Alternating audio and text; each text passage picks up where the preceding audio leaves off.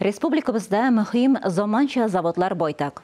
Буа районында машина төзү заводында яңа келген кадрларга айрыуча зур өмет баглыйлар. Чөнки елдан-ел заманча җиһазлар белән баетылган оешманың киләчәге алар кулында диләр.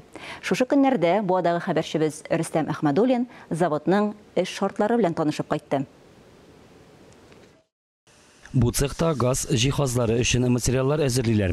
Штаповщиклаучы Фәнис Сирәҗиев металл, пластта төрле тишекләр ясый. Моңа кадәр май сыр комбинатында эшләгән, биргә ел ярым элек килгән.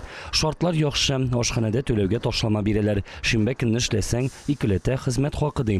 Фәниснең иң сөендергәне эшкә керешкән көннән үк өр-яңа станок артына басуы. Bütün şartlar var idi. Bir нәрсә ни юк шундый. Авырлыгы юк монда бик. Моны ясап бирделәр стәленә, шуннан шудырып кына куям. Өлкән оста Ирина Фомина кул астындагы төркемдә төрле һөнәр ияләре хезмәт куя. Белгеч әйтүенчә, соңгы 10 елда заводта эш урыннарын яңа җиһазлар белән тулыландыру өстендә күп эшләнә. Эритеп ябыштыру өлкәсендә зур адым ясалган. Лазерная сварка нас увела от больших проблем. Лазер белән эритеп ябыштыру безне күп эшләрдән азат итте. Бик матур, сыйфатлы килеп чыга. Бу эшне яшь белгечләр дә яратып башкара. Әлеге аппарат белән 22 яшьлек Александр Морозов эшли. Егет Буа ветеринария техникумында гомуми төзелеш эшләре бүлегендә эритеп ябыштыручыга укыган.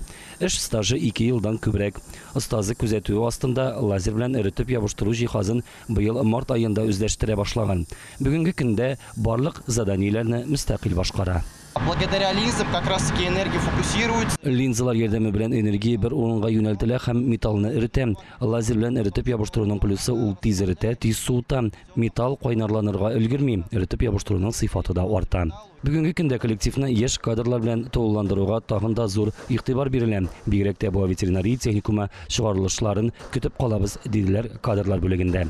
Рөстәм Әхмәдуллин, Илнур Кадыров, Татарстан яңалыклары.